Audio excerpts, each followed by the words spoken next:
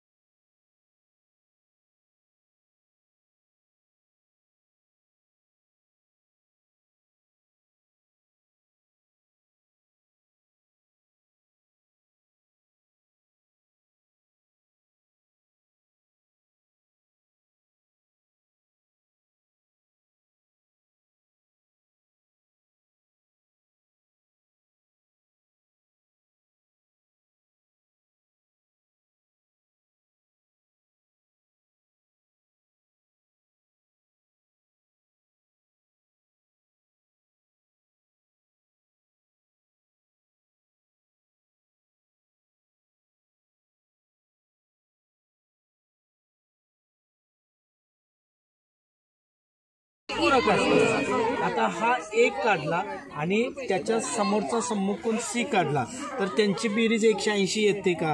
तर यासाठी आपण हे एकत्र चिकटवले तर एक अर्धवर्तुळ तयार होते किंवा तुम्ही हित सुद्धा करून बघू शकता. आता त्रिकोणाच्या तिन्ही कोणांच्या मापांची बेरीज 180 अंश असते.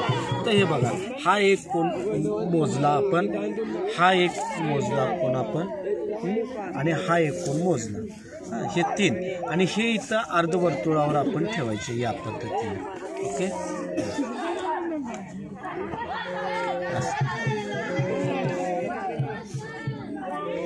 1 2 3 तिन्ही कोणांच्या मापांची बेरीज 180. किंवा आता हे संगत तुम्हाला वितक्रम कोणा ह्याचं पण सांगितलं होतं मी, 2 समांतर रेषांनी छेदिका. आता हा कोण घेतला आणि हा कोण घेतला तर ह्या दोन्ही कोणांची माप कशी येतात? समान. म्हणजे हे संगत कोण समान मापाचा आहे. किंवा यात हा कोण जेवढ्या मापाचा आहे तेवढाच हा कोण मापाचा आहे, म्हणजे संगत कोण काय झाले? समान मापाचा. आता इथं हा कोण जेवढ्या मापाचा आहे तेवढ्याच मापाचा हा तयार झाला, म्हणजे हा विरुद्ध कोण समान मापाचे असतात. आता हा कोण जेवढ्या मापाचा आहे तेवढ्या मापाचा इथं कोण तयार झाला? बाह्य विक्रम कोण समान मापाचे असतात. किंवा हे 2 घेतले असे म्हणजे त्यांच्या मापाची बेरीज 180. आता हा चक्री चौकोन आहे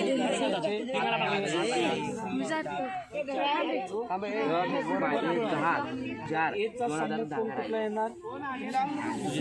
आता हा कोण तर तो एवढ्या मापाचा आहे आणि त्याचा समोर मोजला तर तो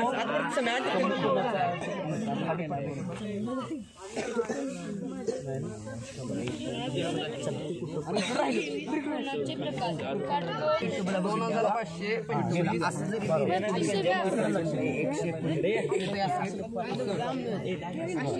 हे दोन काय झालं सम्मुख कोणांची बेरीज किती असते 180. हे जर एकमेकाला अर्ध हाफ सर्कल तयार होते याचा अर्थ त्यांच्या मापांची बेरीज 180. हा पण बघू शकतो. किंवा आता इथं बघितलं आपण हे दोन कोण समान मापाचे असतात. आता हा एक कोण घेतला आपण या पद्धतीने आणि हा दुसरा घेतला तर हे संगत कोण काय झाले समान मापाचे झाले. आता बघा हा कोण जेवढ्या मापाचा आहे हा जेवढ्या मापाचा आहे तेवढ्याच मापाचा हा सुद्धा आहे. पण हे दोन कुठल्या प्रकारचे कोण आले विरुद्ध कोण म्हणजे विरुद्ध कोण काय असतात समान मापाचे. आता हा कोण जेवढ्या मापाचा आहे तेवढ्याच मापाचा इथं तयार झाला तेवढ्याच मापाचा. पण हे दोन कोण कुठल्या प्रकारचे आले मग बाह्य व्युत्क्रम. बाह्य व्युत्क्रम कोण काय असतात समान मापाचे असतात. आता हा कोण जेवढ्या मापाचा आहे आणि हा कोण जेवढ्या मापाचा आहे ह्या दोन्हींची जर बेरीज केली तर ती आम्हाला किती मिळते ती किती मिळते 180. मग ते दोन कुठल्या प्रकारचे आले रेषी जोडीतले. आता हे दोन्ही रेषी जोडीतले का तर या कोणाची ही भुजा या बाजूला वाढत निघाली या कोणाची ही भुजा या बाजूला वाढत निघाली म्हणजे दोन्ही कोणांची एक एक भुजा एकमेकाच्या काय झाली विरुद्ध झाली आणि ह्या दोन्ही कोणांच्या मध्ये एक भुजा काय झाली सामायिक झाली. म्हणजे ज्यावेळी दोन कोणांच्या मध्ये एक भुजा सामायिक असते आणि राहिलेली दुसरी भुजा एकमेकांच्या विरुद्ध असते त्यावेळी त्यांना आपण म्हणतोय रेषी जोडीतले कोण. आता हा सुद्धा तुम्हाला याचा 10वीला भाग आहे बघा. आता इथं कसं आहे बघा हा कोण म्हणजे केंद्रीय कोण BOC हा केंद्रीय कोण आहे. या केंद्रीय कोणाचं माप हे जेवढं आहे बघा आता ही पाकडी इथं लावतो. या केंद्रीय कोणाचं माप जेवढं आहे त्याच्या निमपट इथं माप आहे. हिची घडी घातली बरोबर मध्ये बरोबर मध्ये घातली आणि इथं लावलं तर ते याच्या काय भरतं निमपट भरतं. म्हणजे केंद्रीय कोणाच्या हाफ कोण BACचं माप येतं. आलं का उंची पाय गुणिले उंची. पण हे सूत्र आलं कसं नेमकं तर ते आयतापासून आलं. आता आयत कसा तयार झाला बघा या ठिकाणी हा एक भाग झाला आणि हा एक भाग झाला.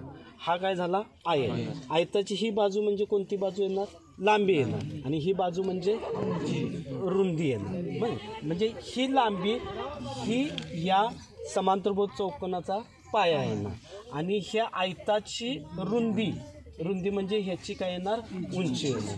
म्हणजे हा समांतरभुज चौकोन म्हणजे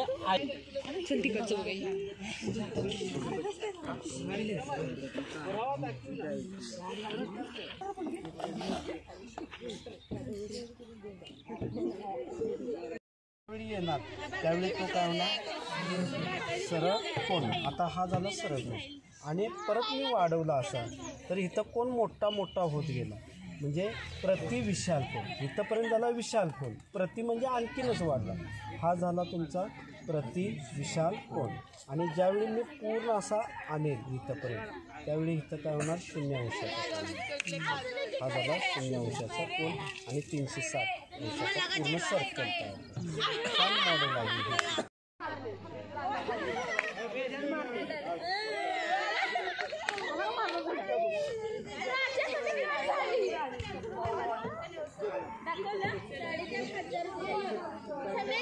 माझी कुर्बानी लागली